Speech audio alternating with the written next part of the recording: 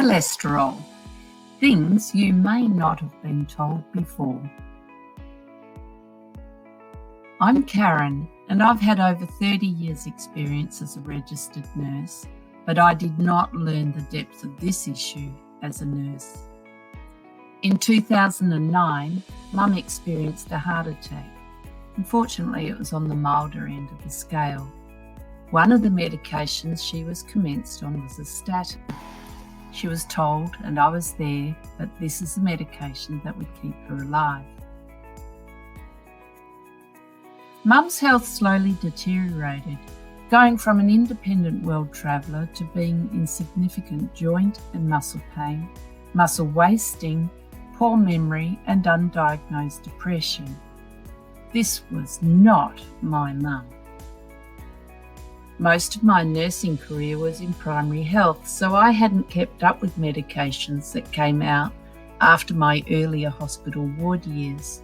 And let's face it, it seems like there are new drugs coming out every other day. But back to Mum's story. I found myself in a department store bookshop area one day and saw the choice of books by the author Dr. Sandra Cabot. One book had cholesterol in its title, and the book fairly leapt into my hands. It was a book on cholesterol medication and offered a natural way to lower cholesterol levels. The book is still available today. At this stage of my life, I was a busy mum of 3 teenage kids, working part-time in general practice, and my mum lived 3 hours up the road. As soon as I started reading the book, I very quickly realised that Mum's health decline wasn't how we'd been led to believe as a result of the heart attack. It was the side effects of a medication. Yet none of these side effects were attributed to the statin by either Mum's GP or specialist. I rang through to her with my discovery and told her not to suddenly stop taking them, which I found out later that she did, but to go back to her GP and get advice on how to get off them. The doctors didn't want her to stop the medication. Indeed, the specialist told Mum she would die if she didn't take them. Talk about pointing the bone.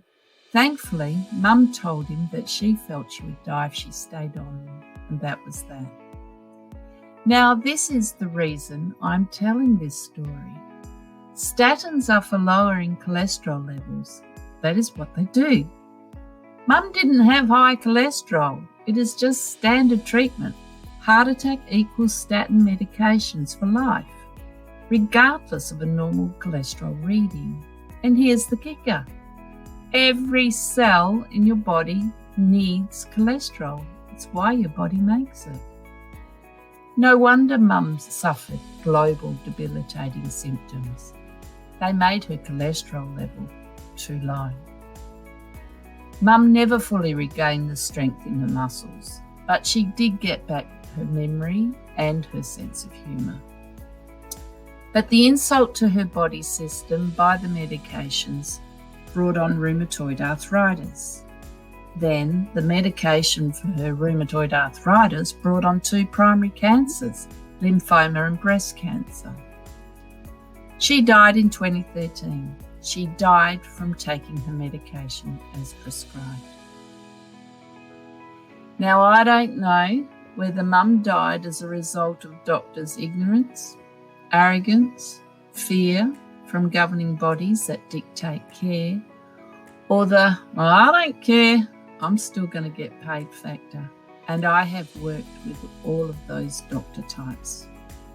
Oops, we're not meant to talk out loud like that, but I am talking about my mum. Mum's only treatment for her cancers initially was to cease her rheumatoid arthritis medication. That's it.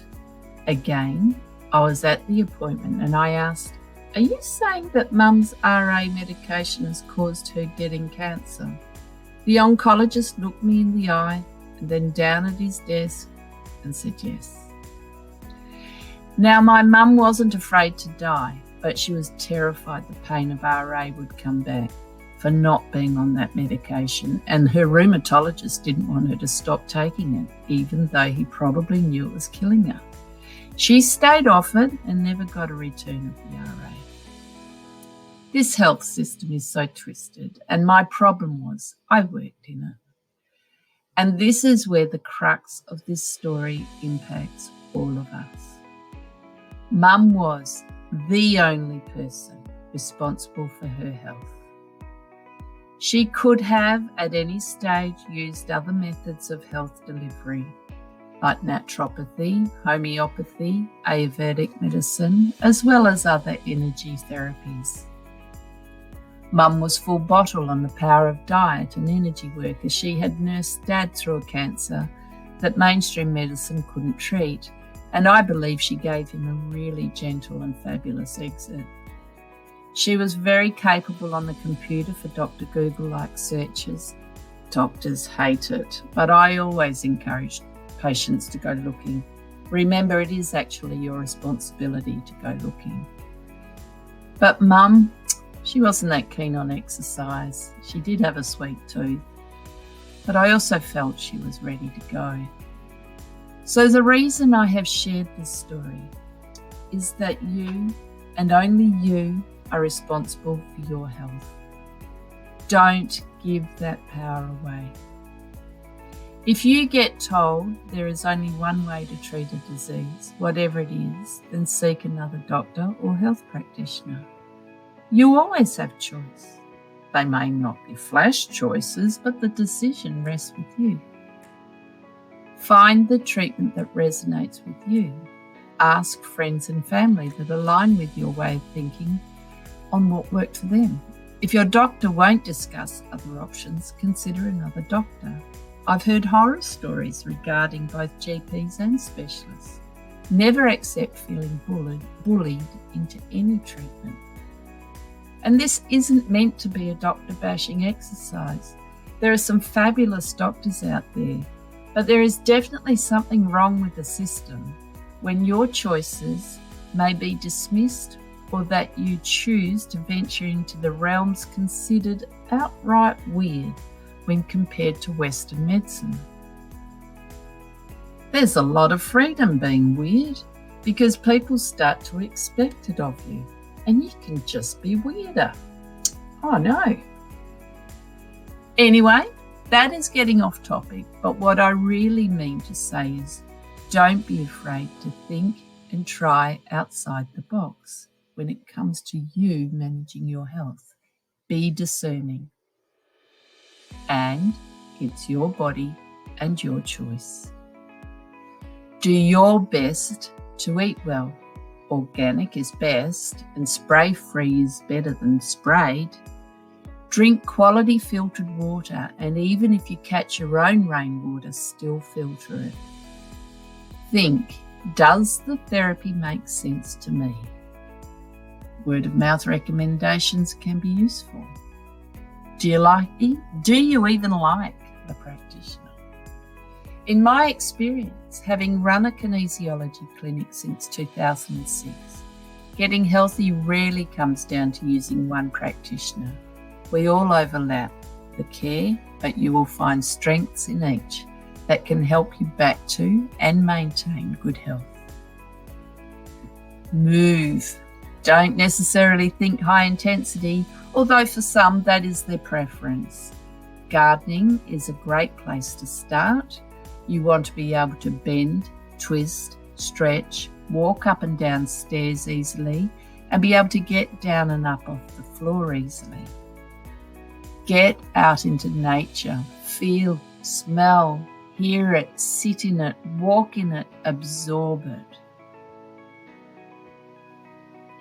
Some suggested reading: Cholesterol, the Real Truth, Are the Drugs You Take Making You Sick? By Dr. Sandra Gabot and Margaret Jasinski. Some suggested viewing: Remedy, a video series put out by the Truth About Cancer team, Ty and Charlene Bollinger, and that's loaded with helpful information. And Painkiller, for a limited time on Netflix, Witness the Behaviour of Big Business. And well done for getting this far. I'm Karen of Karamazela Kinesiology, and if I can be of any assistance, you can contact me through my website. Thank you very much for your time.